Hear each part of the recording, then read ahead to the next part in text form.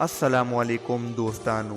نغمه د یوې شپې $100,000 اخلي. که غواړئ چې تاسو هم د دې معلوماتو نه خبر شئ نو ویډیو تر اخره وګورئ.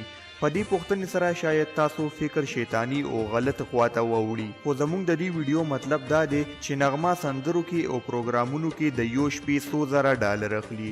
شاید غلط کارونه به کوي او یا نه، خو موږ په دروغو ځان نشو ګناهګارولی، او که کوي هم باید موږ پې پرده واچو. اوس راځو د ویډیو اصل مطلب ته. نغمه چې ډیر زیات مینوال لري، د ماشومانو نه واله تر بوډاګانو پورې هر کس د نغمې مینوال دی او نغمې سره ډیره زیاته مینه لري. خو دوستانو، آیا تاسو خبر یئ چې نغمه د یو شپې $100,000 اخلي؟ پخوا وختونو کې چې کله یوټیوب نو، سندرې به په سی ډي او په ساده کیسټو کې راتلي، خو د پخوانۍ گانو نه موږ نه یو خبر چې هغه وخت به نغمې څومره اغوستي. خو نن سبا چې د یوټیوب او د سوشل میډیا دور دی، نو کم کسان چې نه دي خبر چې نغمه د یوې غانې او د یو پروګرام $100 لی، نو راځئ چې تاسو ته د هغې په اړه معلومات شریک کړو. خو د دې نه مخکې چې زه تاسو سره دا معلومات شریک کړم، نو که تاسو زموږ چینل تر اوسه پورې نه سبسکرایب کړی، نو زموږ چینل سبسکرایب کړئ او په خوا کې ورسره د ټلۍ نشان هم وښئ چې زموږ همدغه رنګې نوې او تازه خبرونه د ټولو نه اول تاسو ته در ورسي. هر سندرغاړی چې نن سبا سندره ریکارډ کوي، نو اول پروډیوسر سره د آډیو او د ویډیو خبره کوي. ځینې داسې سندرې هم شته دي چې $7,000 قیمت لري، چې په هغه غانې کې ټوله خرچه د پروډیوسر وي، صرف د نغمې د اواز او د ویډیو ریکارډ کولو $6,000 یا $7,000 ورکړل کیږي.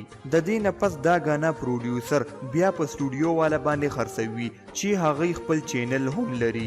د دې قیمت بیا د $8,000 نه والا $10,000 پورې ورسي، چې په دې کې $3,000 پروډیوسر ته هم پاتې شي، او بیا د سټوډیو والا خپل قسمت دی. که دا غانه اوچلیده نو $15,000 او $20,000 هم وکي، او کني نو تاوان هم کولی شي. دوستانو، همدغه رنګې نغمه د پروګرامونو هم ډېرې زیاتې پیسې لي، چې هغه افغانۍ د $7,00,000 نه والا $10,00,000 پورې جوړیږي.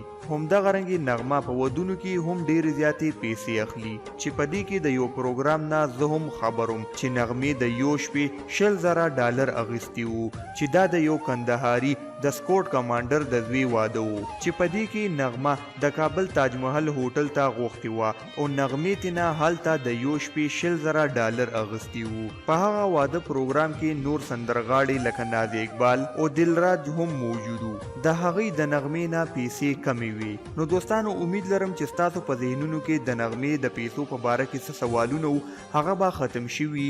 نو که ویډیو هم خوښه شوي نو ویډیو لایک کړئ او زموږ چینل در سره سبسکرایب کړئ. دوستانو، زموږ د دې ویډیو مقصد صرف او صرف د خلکو ذهنونو کې چې کوم سوالونه د هغې جوابونه ورکولو. په دې که زموږ نه څوک خفه شوي نو موږ ترې نه بخښنه غواړو. تر بلې ویډیو پورې په لوی الله سپارم. د لوی خدای په امان.